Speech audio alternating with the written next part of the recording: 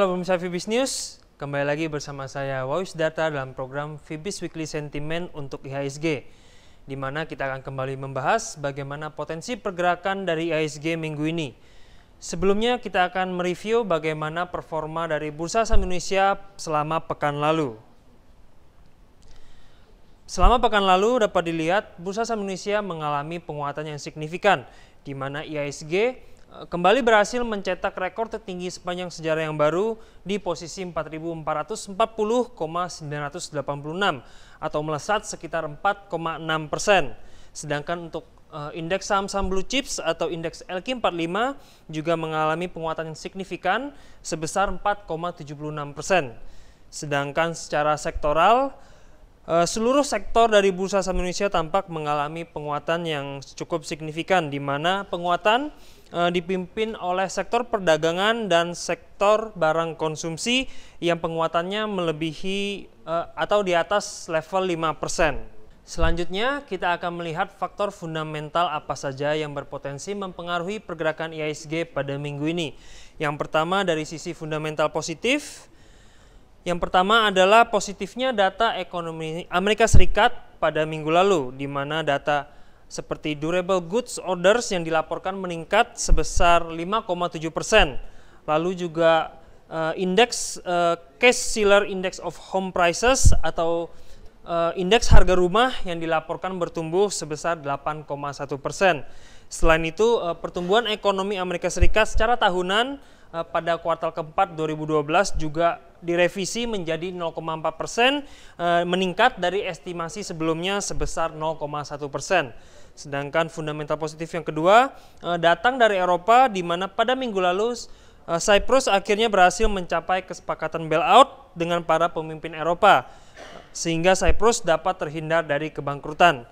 Nah, Uni Eropa dan IMF setuju memberikan dana talangan sekitar 10 miliar euro atau 13 miliar USD, dengan salah satu syaratnya adalah pemerintah Cyprus harus melikuidasi Cyprus Popular Bank PLC atau merupakan salah satu bank terbesar kedua di Cyprus.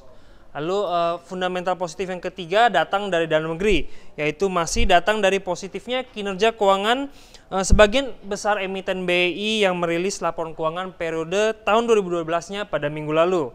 Antara lain seperti TOTL yang membukukan kenaikan laba bersih sebesar 40%, lalu taksi yang juga laba bersihnya naik sebesar 32%, lalu Jasa Marga juga membukukan kenaikan laba bersih sebesar 33,82%, lalu JPFA juga membukukan kenaikan laba bersih sebesar 60%, lalu Unilever juga membukukan kenaikan laba bersih sebesar 16%, lalu untuk Tris juga laba bersihnya melesat sebesar 70%, Agung Podomoro Land yang juga laba bersihnya meningkat hampir 40%, Mitra Adi Perkasa juga laba bersihnya naik hampir 22%, sedangkan untuk Garuda Indonesia tampak laba bersihnya melesat sebesar 100%.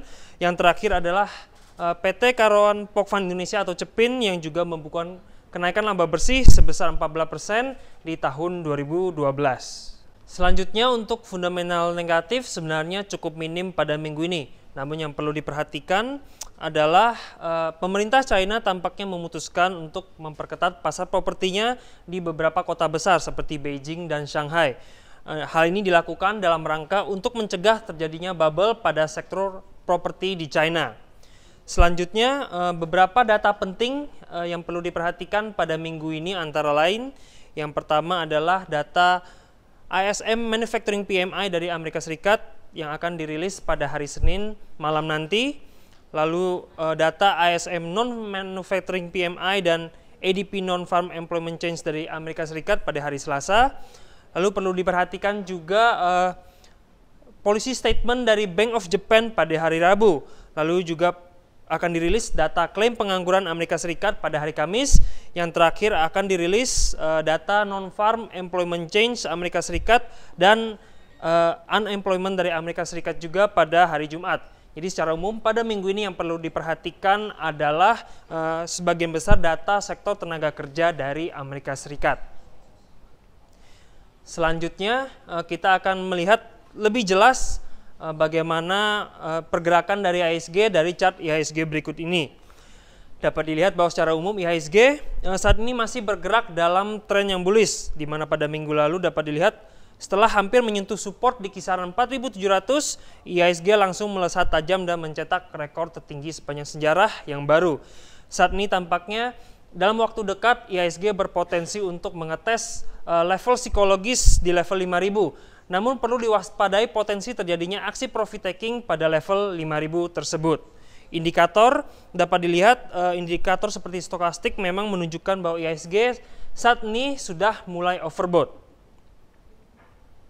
Baik, secara kesimpulannya, secara fundamental diperkirakan bursa saham Indonesia saat ini masih berada dalam kondisi fundamental yang cukup kuat, sedangkan secara teknikal untuk minggu ini diperkirakan IHSG masih berpeluang untuk lanjut menguat, namun penguatannya mungkin tidak akan sesignifikan pekan lalu.